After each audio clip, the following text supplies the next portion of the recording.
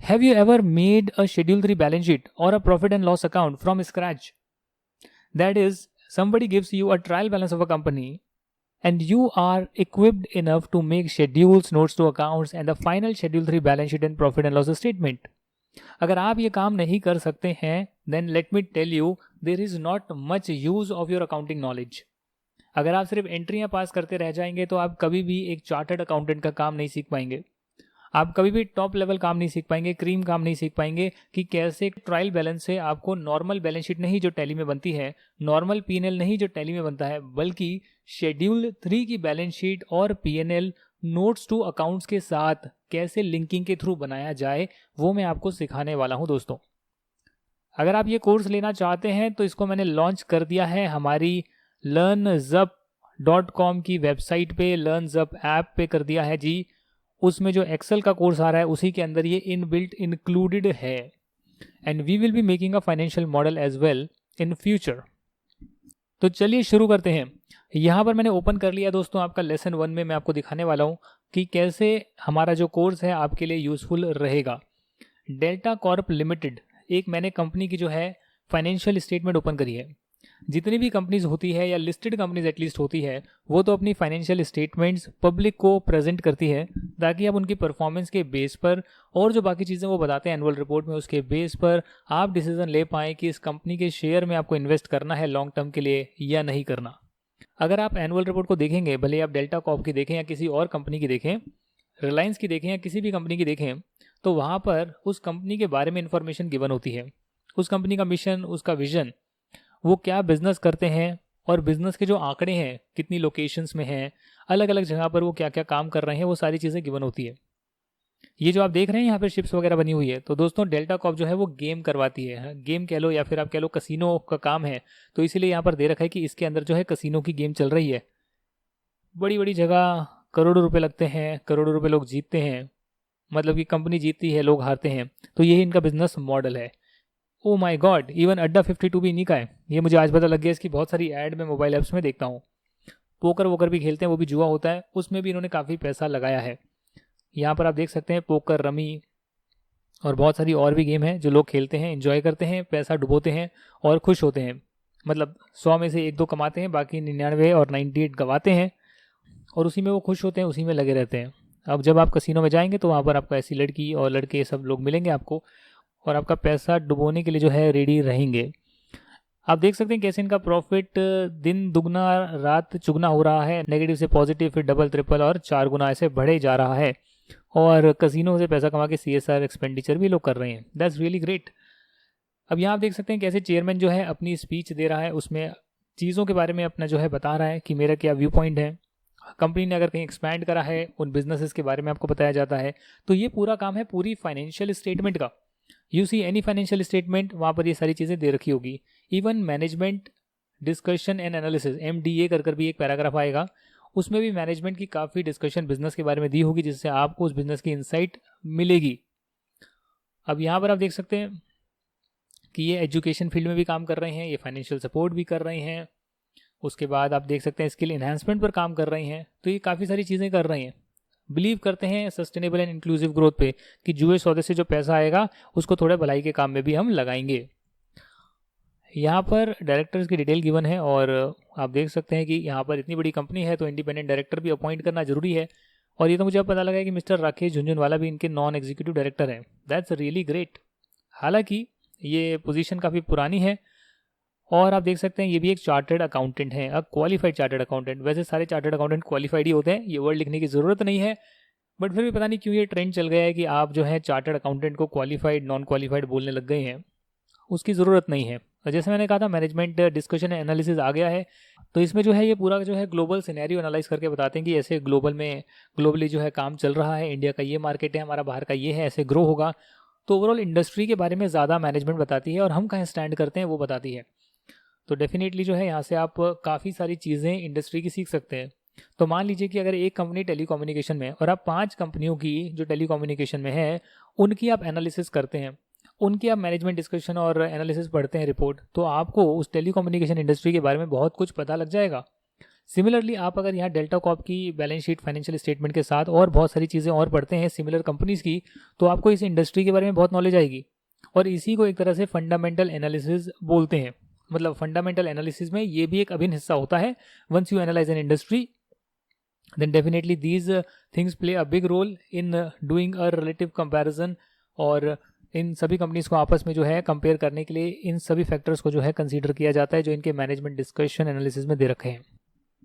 तो जब आप मैनेजमेंट डिस्कशन एनालिसिस देखते हैं तो उसमें जो है आपको की फाइनेंशियल हाइलाइट्स भी दी होती है कि देखिए हम 30% से ग्रो कर रहे हैं, हमारा जो earning before interest, depreciation, tax और अमोर्टाइजेशन है वो इतना है, और जो है बहुत सारी चीज़ें और भी बताई जाती है। ये है पूरी की पूरी एनुअल रिपोर्ट। इस एनुअल रिपोर्ट को मैं इसलिए दिखा रहा हूँ क्योंकि इसका एक अभिन्न हिस्सा होता है या इंपॉर्टेंट पार्ट होता है स्टैट्यूटरी एंड फाइनेंशियल स्टेटमेंट्स। यानी कंपनी ने जो भी काम चाम किया है उसको आंकड़ों की फॉर्म में प्रेजेंट करना, कितना मुनाफा कमाया या लॉस हुआ, प्रॉफिट है या लॉस है, या आज कंपनी के पास कितना पोजीशन खड़ी हुई है as on the end of the year, balance sheet में कितनी लाइबिलिटीज़ हैं या कितने एसेट्स हैं कंपनी के पास, कितना कैश बैंक पड़ा हुआ है, वो सारी चीज़ें जो है फाइनेंशियल स्टेटमेंट में आती है।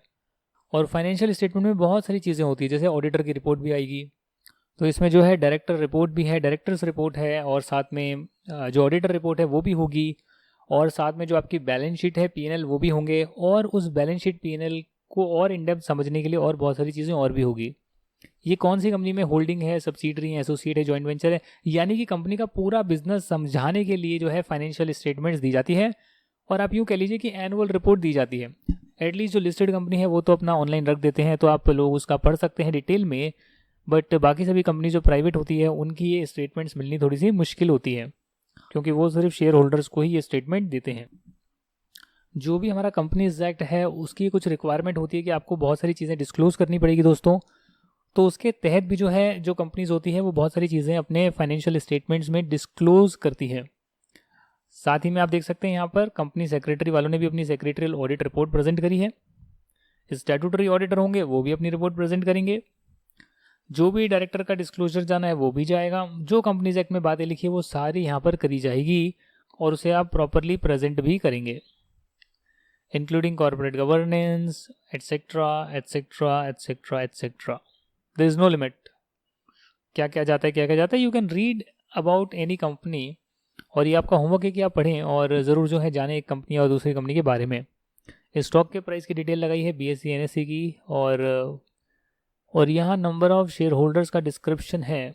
तो आज भी आप देख सकते हैं कि जो मेजॉरिटी नंबर ऑफ़ शेयर्स हैं वो कुछ ही गिने चुने लोगों ने लिए हुए हैं, तो हमेशा ऐसा ही होता है। और साथ में जो बाकी लोगों ने भी लिए हैं उसमें कौन कौन आते हैं वो यहाँ नीचे दे रखा है, जिसमें प्रमोटर के जो ग्रुप है, प्रमोटर ने जो है 32% इसमें होल्डिंग रखी है, जो कि एक बहुत ही अच्छा साइन है। अगर वो अपनी होल्डिंग गिरा रहे हैं तो it's a sign of a worry, और अगर रख रहे हैं तो इट्स अ गुड साइन, क्योंकि वो बिलीव करते हैं अपने बिजनेस पे और उसको आगे बढ़ाने की कोशिश ज़रूर करेंगे। तो यहाँ पर आ गई है इंडिपेंडेंट ऑडिटर की रिपोर्ट। ये इंडिपेंडेंट ऑडिटर रिपोर्ट जो है एक चार्टर्ड अकाउंटेंसी फर्म देती है। सारे के सारे जो फाइनेंशियल स्टेटमेंट कहते हैं, जिसको बैलेंस शीट पीएनएल कहते हैं, उसको चेक करने के बाद उन पर रिपोर्ट करा जाता है कि कंपनी जो रिप्रेजेंट कर रही है, प्रेजेंट कर रही है, उसमें वो true and fair view represent करते हैं। यानी जैसा वास्तव में कंपनी के बिजनेस एक्टिविटीज़ हुई हैं उसको जो है जो दर्शाया गया है नंबरों की फॉर्म में, वो लगभग जो है ट्रू एंड फेयर व्यू दे रहा है। उसमें कोई भी मटीरियल मिस स्टेटमेंट नहीं है, जितना हमने चेक करा उसके हिसाब से। तो इसे बोलते हैं हम ऑडिटर रिपोर्ट, जिसमें और भी बहुत सारी चीज़ों पर, पॉइंट्स पर जो है बातें बतानी होती है। ये आप ऑडिटिंग में ज़रूर सीखेंगे, और मैंने ऑडिटिंग में ये पूरा रिपोर्ट दिखाया भी है और सिखाया भी है, एक एक पॉइंट भी डिस्कस करा है। तो वो भी जो है learnzup.com पे आ रहा है। कारों की रिक्वायरमेंट है या नहीं है, और सारी चीज़ें जो है वो यहाँ पर आती है। अगर मैं आगे जाऊँ तो फाइनली जो है जहाँ तक मुझे पहुँचना था वो मैं पहुँच गया हूँ। And this is stand alone balance sheet, यानी डेल्टा कॉर्प की जो है बैलेंस शीट यहाँ गिवन है, जिसमें इंडेज के हिसाब से आजकल बनाने लग गए हैं। तो उसमें एसेट्स को ऊपर दिखाते हैं, लाइबिलिटीज़ को नीचे दिखाते हैं। हम अकाउंटिंग स्टैंडर्ड के हिसाब से करेंगे तो उसमें लाइबिलिटीज़, इक्विटी लाइबिलिटीज़ को ऊपर दिखाएंगे, एसेट्स को नीचे दिखाएंगे। तो ऊपर या नीचे दिखा रहे हो that's a separate matter, but उसके अंदर जो चीज़ें हैं वो हमेशा ही सेम रहने वाली है। अब ये जो बैलेंस शीट होती है दोस्तों, इसको देखकर समझ में आता है कि कंपनी के पास जो है इतने एसेट्स हैं, प्रॉपर्टी कितनी है, प्लांट इक्विपमेंट कितना है, क्या वर्क इन प्रोग्रेस चल रहा है, कैपिटल नेचर का कुछ काम चल रहा होगा, फाइनेंशियल एसेट्स में कितनी इन्वेस्टमेंट करी हुई है, टैक्स कितना है, करंट टैक्स, और बाकी का नॉन करंट एसेट क्या है। जब भी आप इसको पढ़ेंगे तो आपको लगेगा यार ये इन्वेस्टमेंट जो है इसमें तो 960 करोड़ की इन्वेस्टमेंट है इनकी, 960 करोड़। बट ये किस जगह पर है, that you will get to know once you go in the notes, that is number 3। तो वहां पर इन्वेस्टमेंट की डिटेल में जो है बातें बताई होगी, नोट्स टू अकाउंट्स में जो है और ज़्यादा डिटेल इन आइटम्स के बारे में दी होगी, ताकि आप बेहतर समझ पाएं कि इस कंपनी ने ये जो 960 करोड़ एसेट आ रहे हैं, इन्वेस्टमेंट के आ रहे हैं, ये कहाँ पर इन्वेस्टेड है। तो नोट नंबर 3 में अगर मैं जाऊं, लेट्स से कि मैं सबको छोड़ देता हूं और सीधा ही नोट नंबर 3 पे जाने की कोशिश करता हूं। नीचे नीचे नीचे नीचे नीचे ये नोट नंबर 3 आ गया, और यहाँ नोट नंबर 3 में आप देखेंगे कि कैसे 960 करोड़, यहाँ आप देख सकते हैं, नीचे देख सकते हैं 960 करोड़ ये कहाँ कहाँ पर लगे हैं। इसमें से मोटा मोटी तो 931 करोड़ तो आपका यहीं पर आ रहा है, जिसमें से करीब करीब 473 करोड़ जो है दमन हॉस्पिटैलिटी प्राइवेट लिमिटेड में डला हुआ है। 290 करोड़ जो है वो गोसेन नेटवर्क्स प्राइवेट लिमिटेड में डले हुए हैं। 290 करोड़ छोटी रकम नहीं होती है जी, बहुत बड़ी रकम होती है। 1 करोड़ कमाने में इंसान की उम्र निकल जाती है, मतलब काफ़ी साल लग जाते हैं अच्छा पढ़ लिख कर भी काम करें तो। और यहाँ पर इनके पास तो भैया इतने सारे करोड़ रुपए जो है इन्होंने अलग अलग जगह पे डाले हुए हैं। नॉट माई बिजनेस, जो भी करें इनकी मर्जी है। तो ऐसे जो है ये बैलेंस शीट वगैरह आपको जो है बनी बनाई मिलती है। पर क्या कभी आपने किसी कंपनी की बैलेंस शीट पीएनएल स्क्रैच से, ट्रायल बैलेंस से, यानी कि जो भी एंट्रियां रिकॉर्ड करी जाती है पूरे साल में, उसको एंड में ट्रायल बैलेंस की फॉर्म में प्रेजेंट करा जाता है, उस ट्रायल बैलेंस से आपने ऐसी शेड्यूल 3 की बैलेंस शीट या फिर जो इसके नीचे पीएनएल दे रखा है, क्या ये आपने कभी एक्सेल में बनाया है? उसी एक्सेल को जो है अगर आप पीडीएफ में डालेंगे तो ये चीज़ निकल कर आती है, और वो चीज़ जो है फाइनली फाइनेंशियल स्टेटमेंट या कह लो एनुअल रिपोर्ट में प्रेजेंट होती है। तो हमारी जो क्लास है दोस्तों, उसमें हम ये सारी चीज़ें सीखेंगे, कैसे आप ट्रायल बैलेंस से पीएनएल और बैलेंस शीट बना सकते हैं। और साथ में इतना ही नहीं सीखेंगे पीएनएल और बैलेंस शीट बनाना, बट इस पीएनएल और बैलेंस शीट के जो पीछे नोट्स दे रखे हैं, यहाँ पीछे आप देखेंगे ना, ये जो नोट्स दे रखे हैं तो अकाउंटिंग पॉलिसीज हैं। इसके बाद यहाँ पर नोट्स आ रहे हैं, देखो डेप्रिसिएशन शेड्यूल और फिक्स्ड एसेट का शेड्यूल आ रहा है।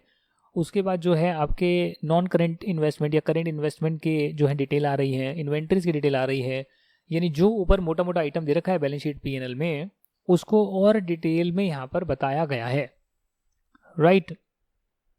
और ये सारी चीज़ें जो है डिटेल में कैसे बनती है और प्रॉपर लिंक कर कर कैसे बनती है ट्रायल बैलेंस से, आप ये एक्चुअली में बनाते कैसे हैं, वो मैं आपको सिखाने वाला हूँ। अब यहाँ पर बात ये आएगी कि आप में से कई पूछेंगे सर हमें तो पता ही नहीं है ये क्या डेबिट क्रेडिट होता है, अकाउंटिंग की नॉलेज नहीं है। तो दोस्तों ये कोर्स उनके लिए नहीं है जिन्हें अकाउंटिंग बिल्कुल भी नहीं आता है। अगर आप 11th में, 12th में, या फिर आप उसके बाद भी आपने अकाउंटेंसी का बेसिक सीखा है and you know the process कि कैसे जो है एक एंट्रियाँ पास होती है, लेजर बनते हैं, और फाइनली जो है एंड में ट्रायल बैलेंस जो है बनकर निकलता है। सारी जो रिकॉर्डिंग करी होती है उसका टोटल बैलेंस का जो समरी होती है उसे ट्रायल बैलेंस बोलते हैं, वो कैसे निकलता है, तो उसके आगे का प्रोसीजर मैं आपको बताने वाला हूँ।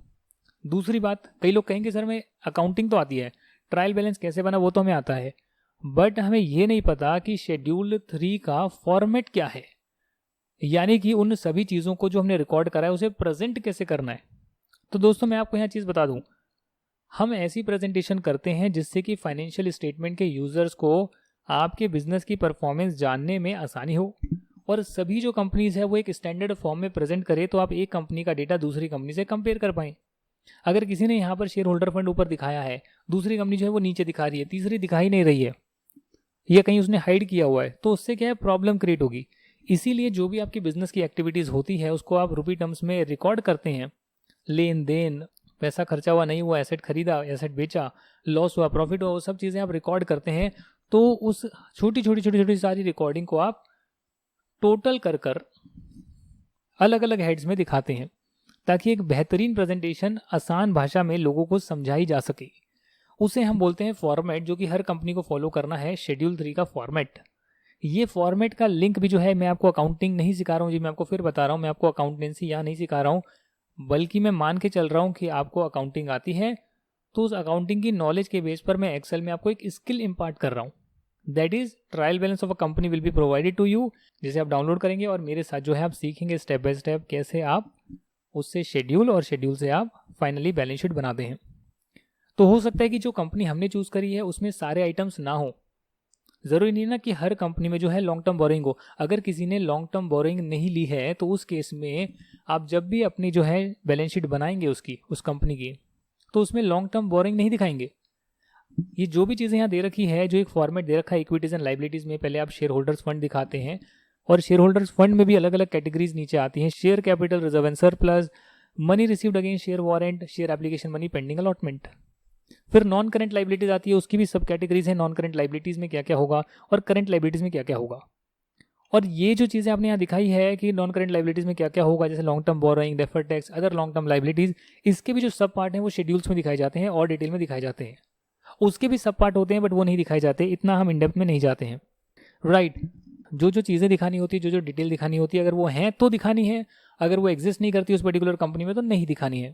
ये नहीं कर सकते कि भाई मैं फॉर्मेट के लिए लिख दूँ लॉन्ग टर्म बोरिंग, फिर वहाँ पर जीरो डालकर आ जाऊँ। तो आपके यहाँ पर लिखा है, शेड्यूल 3 में लिखा है कि अगर वो आइटम है तो आप दिखाओ, अगर नहीं है तो उसे ब्लैंक दिखाने की भी ज़रूरत नहीं है। दूसरी चीज़ मैं आपको बताना चाहता हूँ कि जब भी हम प्रेजेंट करते हैं किसी फाइनेंशियल स्टेटमेंट को, बैलेंस शीट, पीएनएल को, शेड्यूल्स को, तो उसमें एक सबसे इंपॉर्टेंट चीज़ होती है डिस्क्लोजर। हर कंपनी को अकाउंटिंग स्टैंडर्ड या फिर Ind accounting standards, Ind AS follow करने जरूरी है।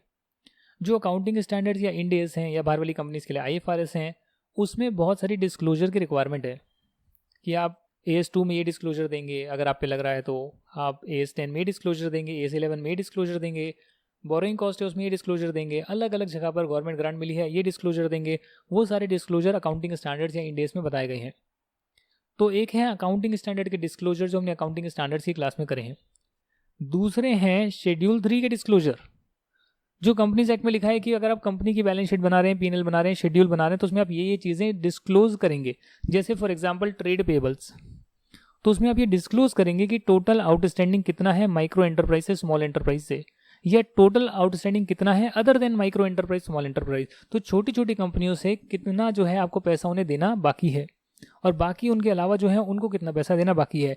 इससे यूजर्स को समझने में और आसानी होती है कि भैया आप कितना जो है स्मॉल एंटरप्राइज के साथ ट्रेड करते हैं, उनका पैसा आपने ले रखा है, मतलब उनसे सामान ले रखा है, पैसा देना बाकी है, और बाकी जो है बड़ी एंटिटी से कितना आपने सामान लिया है, जो पैसा देना भी बाकी है। तो जहाँ जहाँ गवर्नमेंट को लगा कि भैया ये चीज़ें तो दिखानी ज़रूरी है, वहाँ जो है शेड्यूल 3 में डिस्क्लोजर की रिक्वायरमेंट डाली है। और क्या क्या डिस्क्लोजर की रिक्वायरमेंट है वो सारी यहाँ पर डिटेल में दे रखी है। जैसे शेयर कैपिटल, तो शेयर कैपिटल में आप क्या क्या दिखाएंगे, आप दिखाएंगे कि आपकी ऑथराइज नंबर ऑफ शेयर्स कितने हैं, अमाउंट कितनी है, उसमें कितनी इशूड है, सब्सक्राइब्ड है, पार वैल्यू क्या है पर शेयर की, रिकंसिलिएशन स्टेटमेंट आप बनाकर दिखाएंगे कि बिगिनिंग में कितना था और एंड में कितना है, अगर कोई इशू करा है या बायबैक करा है तो कितना एंड में है, राइट्स है, प्रेफरेंसेज है, रिस्ट्रिक्शन लगी हुई है, उसको अलग से आप शो करेंगे। ऐसे कर आप हर क्लास ऑफ शेयर के लिए अलग अलग चीज़ें बताएंगे, अलग अलग चीज़ें बताएंगे। ऐसे जो है शेयर होल्डर जो है जिन्होंने 5% ज़्यादा होल्ड किया है उनकी डिटेल आप देंगे, समझ रहे हैं आप। तो ये डिस्क्लोजर की रिक्वायरमेंट डालिए, जो कि आप ऊपर जब देखते हैं तो बैलेंस शीट में यहाँ आपको शेयर कैपिटल में नहीं दिखेगा बल्कि इसके नोट्स में दिखेगा। और जब आप इसके नोट्स में जाएंगे डिटेल में तो वहाँ पे लिखा होगा शेयर कैपिटल और फिर ये सारी डिटेल्स वहाँ पे दी होगी। तो ये डिटेल्स के साथ मैं आपको जो है बनाना सिखाने वाला हूँ, प्रोवाइडेड उस कंपनी में वो डिटेल शो हो। अगर उसमें लॉन्ग टर्म बोरोइंग ज़्यादा नहीं है तो फिर मैं उतना ही दिखाऊंगा, और अगर है तो डेफिनेटली मैं आपको उसके शेड्यूल में दिखाऊंगा कि कितना टर्म लोन है बैंक से, कितना अदर पार्टी से है, जो जो डिस्क्लोजर की ज़रूरत है वो मैं आपको दिखाऊंगा। तो आपका भी होमवर्क क्या है, आपका होमवर्क ये है कि आप किसी भी कंपनी की जो है एनुअल रिपोर्ट को पढ़ें और उसमें देखें कि balance sheet, PNL, notes to accounts में क्या दे रखा होता है, और जनरली भी जाने कि उसमें मैनेजमेंट डिस्कशन एनालिसिस में क्या दे रखा है, कंपनी के बारे में चीज़ें आपको बहुत सारी समझने मिलती है अगर आप एनुअल रिपोर्ट को पढ़ते हैं। उसके बाद आपको कंपनीज एक्ट का जो मैं यहाँ पर दे रहा हूँ, जो कि आप यहाँ भी देख सकते हैं, एक और मैंने वेबसाइट ओपन करी है mca.gov, उसमें भी एक बेहतरीन तरीके से जो है अकाउंटिंग स्टैंडर्ड के हिसाब से जो एक शेड्यूल 3 बैलेंस शीट बनती है वो दे रखी है। इक्विटी एंड लाइबिलिटीज़ में शेयर होल्डर्स फंड, जिसमें share capital, reserve and surplus, money received against share warrant, then share application money, pending allotment, मतलब कि आपको एप्लीकेशन मनी तो मिल गई बट आपने शेयर्स को अलॉट नहीं करा है, उसको अलग से दिखाना होता है। तो जो जो इंपॉर्टेंट चीज़ें हैं वो जानबूझ के यहाँ पे लिखी गई है कि उनको सेपरेटली डिस्क्लोज करें, सेपरेटली दिखाएं और इस फॉर्मेट में दिखाएं। नॉन करंट लाइबिलिटीज़ में आप 4 कॉलम बनाकर ही दिखाएंगे, करंट लाइबिलिटीज़ में ये 4 कॉलम बनेंगे। अगर कोई कॉलम नहीं है कंपनी के पास, ट्रेड पेबल है ही नहीं या शॉर्ट टर्म बोरिंग है ही नहीं, तो उसे नहीं दिखाएंगे। सिमिलरली एसेट साइड जो है उसमें आप क्या क्या दिखाएंगे वो भी यहाँ दे रखा है। कैसे आप जो है एसेट में नॉन करंट एसेट का कॉलम बनाएंगे, उसमें सभी प्रकार के नॉन करंट एसेट्स दिखाएंगे चाहे वो नॉन करेंट इन्वेस्टमेंट हो या फिक्स्ड एसेट्स हो या इंटेंजिबल एसेट्स हो, लॉन्ग टर्म लोन्स एडवांसेस हो जो आपने किसी को दिए हों, वो आपके लिए एसेट होगा डेफिनेटली। अगर किसी को पैसा दिया है लॉन्ग टर्म बेसिस पर, एडवांस दिया है, तो वो आपके लिए क्या होगा, एसेट होगा, क्योंकि वो आपको पैसा बाद में मिलेगा। और सिमिलरली करंट एसेट के कॉलम में आप current investment, inventories, trade receivable, cash and cash equivalent, short term loans and advance and other current assets को दिखाएंगे। ये जो फॉर्मेट है, इस फॉर्मेट की डिटेल जो है नीचे की बने। और सिमिलरली जो है आपका P&L है, उसकी स्टेटमेंट भी गिवन है कि रेवेन्यू फ्रॉम ऑपरेशन दिखाएंगे, अदर इनकम है तो वो दिखाएंगे, इससे आपका टोटल रेवेन्यू निकलेगा। तो ये टी शेप्ड अकाउंट नहीं है बल्कि वर्टिकल अकाउंट है। और फिर आप जब एक्सपेंसेस माइनस करेंगे, अगर मैन्युफैक्चरिंग है तो cost of material consumed, purchases of stock in trade, जो फिनिश गुड्स होंगे आपके, इन्वेंटरी में कितना चेंज हुआ है, opening minus closing, employ benefit expense क्या है, फाइनेंस कॉस्ट क्या है, डेप्रिसिएशन अमोर्टाइजेशन क्या है, बाकी के अदर खर्चे क्या है, टोटल एक्सपेंस क्या है।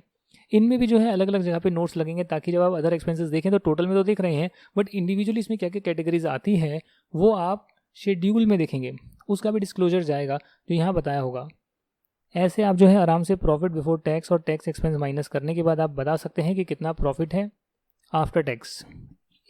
अब यहाँ तो आपने दिखा दिया कि भैया रेवेन्यू फ्रॉम ऑपरेशन इतना है, बट इसके नोट्स में जो है डिटेल में आप बताएंगे कि प्रोडक्ट वाइज या सर्विस वाइज कितना रेवेन्यू आ रहा है, एक एक प्रोडक्ट का बताएंगे, तो उसकी डिटेल आपको चाहिए होगी। फाइनेंस कॉस्ट दिखाएंगे आप, अदर इनकम दिखाएंगे, और ऐसे कर कर जो है आप बैलेंस शीट और P&L और उसके शेड्यूल्स बनाएंगे। ये वीडियो मैंने इसलिए प्रिलिमिनरी वीडियो बनाया है before we start the step by step procedure to make a balance sheet और P&L फ्रॉम स्क्रैच। आप जो है जाने कि आपको एक कंपनी की एनुअल रिपोर्ट पता होनी चाहिए, क्या होती है, कैसे होती है, आपको ये फॉर्मेट पता होना चाहिए बैलेंस शीट P&L का, जो ऊपर ऊपर से है, जिसको हम भी जानेंगे। बट अगर इसमें हमारे में कोई लाइन आइटम नहीं आ रहा होगा, ये लॉन्ग टर्म बोरिंग नहीं है, तो उसे हम नहीं लिखेंगे, ब्लैंक लिखेंगे या नहीं लिखेंगे। तो इसीलिए मैंने आपको पूरा फॉर्मेट दिया। हालांकि ये फॉर्मेट मैं आपको दोबारा से दिखाऊंगा, but for the item which are available for that company, right. तो दोस्तों ये जो है आपका शेड्यूल 3 का फॉर्मेट होता है। एक बार और मैं आपको दिखा देता हूँ जाने से पहले, कि इक्विटीज़ एंड लाइबिलिटीज़ में आपको शो करना होता है शेयर होल्डर्स फंड कितना है, और उसकी सब कैटेगरीज में हम शो करते हैं share capital, reserve and surplus, या कोई आपको शेयर वारंट का पैसा मिला जो बाद में शेयर कैपिटल बन जाएगा, और share application money, pending allotment, ये अलग सब कैटेगरी होती है। और ऐसे कर कर जो है आप इक्विटी लाइबिलिटीज़ में पहली और दूसरी चीज़ें दिखाते हैं, दो इंपॉर्टेंट हेडिंग्स दिखाते हैं। फिर नॉन करेंट लाइबिलिटी और करेंट लाइबिलिटी आप दिखाते हैं, जिनकी अलग अलग सब कैटेगरीज होती हैं। जैसे कि नॉन करेंट लाइबिलिटीज़ में जो है लॉन्ग टर्म बोरिंग आएगी, तो फिर करेंट लाइबिलिटीज़ में शॉर्ट टर्म बोरिंग आएगी। अब कई बार ऐसा होता है कि हम जब देखेंगे ट्रायल बैलेंस, तो उसमें बोरिंग शॉर्ट टर्म या लॉन्ग टर्म में कैटेगराइज नहीं करी हुई है, बट उसमें जो है टोटल बोरिंग या टोटल लोन दे रखा है, जो आपने रिकॉर्ड करा है टैली में या अपने सॉफ्टवेयर में, ओरेकल SAP में। तो उसमें से जो है मैनेजमेंट फिर मैनुअल कैलकुलेशन करती है एक्सेल में निकाल कर, भैया इसमें कितना जो है शॉर्ट टर्म है, कितना लॉन्ग टर्म है, वो देखती है मैनेजमेंट। और इसीलिए जब हम उसमें लिंकिंग करेंगे और ट्रायल बैलेंस से लिंक करेंगे, तो हमें देखना होगा कि भैया इसमें से टोटल में इतना तो जो है मेरा शॉर्ट टर्म है, तो बाकी का जो बैलेंस होगा वो लॉन्ग टर्म होगा। तो वो सब चीज़ें हमें प्रॉपर लिंकिंग के थ्रू बनानी होती है, ताकि कोई भी दिक्कत ना हो। डेफर्ड टैक्स लाइबिलिटीज़ जो हैं वो आपका यहाँ पे शो होता है, जो आप CA फाइनल में करेंगे। क्या होता है, इनकम टैक्स और अकाउंटिंग में कुछ टाइमिंग डिफरेंस की वजह से जो उस पर टैक्स निकलता है, कि अकाउंटिंग में अलग प्रॉफिट है, इनकम टैक्स में अलग तरीके से प्रॉफिट कैलकुलेट करते हैं, उनमें कुछ टेम्पररी डिफरेंसेस होते हैं, जिस पर टैक्स जो निकलता है उसे डेफर्ड टैक्स बोलते हैं, जो कि लाइबिलिटी एसेट हो सकता है। फ्यूचर में ज़्यादा टैक्स देना है तो लाइबिलिटी, फ्यूचर में बेनिफिट मिल जाएगा टैक्स का तो एसेट। तो ऐसे जो है आप शो करते हैं। जैसे यहाँ पर अदर लॉन्ग टर्म लाइबिलिटीज़ है, वैसे ही करंट लाइबिलिटीज़ के अंदर अदर करंट लाइबिलिटीज़ होगा। जैसे यहाँ लॉन्ग टर्म प्रोविजन है, वैसे ही करंट लाइबिलिटीज़ में शॉर्ट टर्म प्रोविजन होगा। तो ये फॉर्मेट आपको याद होना चाहिए अच्छे से, अकाउंटेंसी के लिए भी होना चाहिए याद। अगर आप वैसे भी किसी की फाइनेंशियल स्टेटमेंट पढ़ रहे हैं, तो आपको पता होना चाहिए कि अच्छा ये चीज़ें दिखती है। तो ये फॉर्मेट आपको 100% आना चाहिए। और सिमिलरली जो है एसेट साइड पर भी आप यहाँ देखेंगे नॉन करेंट एसेट्स कितने हैं और करेंट एसेट्स कितने हैं। ये हो गई मेजर क्लासिफिकेशन। इसमें जो है सब कैटेगरीज हैं फिक्स्ड एसेट्स, जिसमें आप टेंजिबल, इंटेंजिबल या कोई कैपिटल वर्क इन प्रोग्रेस, कुछ काम चल रहा है, कुछ बिल्डिंग क्रिएट हो रही है, कुछ फर्नीचर बन रहा है, कुछ जो आपका फिक्स्ड एसेट बनेगा उसमें आपने इतना खर्चा कर लिया है, तो पूरा नहीं बना है, पूरा बनने के बाद यहाँ से हट जाएगा और टेंजिबल एसेट में आ जाएगा। और लास्ट में इंटेंजिबल एसेट अंडर डेवलपमेंट, यानी जैसे टेंजिबल एसेट बन गए, इंटेंजिबल एसेट बन चुके हैं, या दोनों ही जो है प्रोग्रेस में हैं, वो नीचे आपने शो कर दिया। ये पूरा आपकी फिक्स्ड एसेट की कैटेगरी है।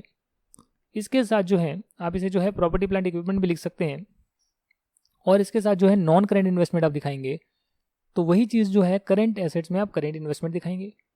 अब कई बार क्या होगा कि आपका जो ट्रायल बैलेंस है उसमें टोटल इन्वेस्टमेंट गिवन है, उसमें करंट नॉन करंट का बाइफर्केशन नहीं है, वो मैनेजमेंट बाद में अलग से करेगी कि भैया इसमें इतनी करंट है, तो आप लिंक लगा कर देखेंगे चाहे इतना टोटल में करंट आ रहा है तो बैलेंस नॉन करंट होगा, इतना नॉन करंट आ रहा है तो बैलेंस करंट होगा, तो उसकी कैलकुलेशंस अलग करनी होती है। डेफर्ड टैक्स एसेट जो है आ सकते हैं, जैसे डेफर्ड टैक्स लाइबिलिटी है तो वो आएगा, अगर एसेट है तो एसेट साइड पर आएगा। लॉन्ग टर्म लोन्स एडवांस जैसे आ रहे हैं वैसे यहाँ पर शॉर्ट टर्म लोन्स एडवांस भी आएंगे, आप देख सकते हैं। जैसे non current assets, other non current assets आ रहे हैं, वैसे अदर करंट एसेट्स भी आएंगे, जो बाकी के बच गए हैं उन्हें कहाँ पे डालेंगे, यहाँ डालेंगे। और दो चीज़ें हमेशा ही करंट होती है, वो है trade receivable and cash equivalent. तो ये फॉर्मेट आपको अच्छे से आना चाहिए बैलेंस शीट का, जो हमारे अकाउंटेंसी के फाइनेंशियल स्टेटमेंट वाले चैप्टर में भी है। और अगर आपको वहाँ नहीं मिलता है तो आपको मैंने यहाँ से करा दिया है, तो इसको ज़रूर अपनी कॉपी में आप नोट डाउन कर लीजिएगा। अभी वीडियो पॉज करके कॉपी में नोट डाउन कर लीजिएगा, ये फॉर्मेट ये आपको आना ही चाहिए। हाँ, इसके पीछे की जो डिटेल है वो बहुत सारी नहीं भी आएगी तो चलेगा, बट इतना तो आना ही चाहिए। और पीएनएल का फॉर्मेट तो बहुत सिंपल है, revenue from operation other income, total revenue और फिर एक्सपेंसेस। तो आपका आएगा प्रॉफिट बिफोर टैक्स, उसके बाद टैक्स एक्सपेंस माइनस करने के बाद आएगा प्रॉफिट आफ्टर टैक्स।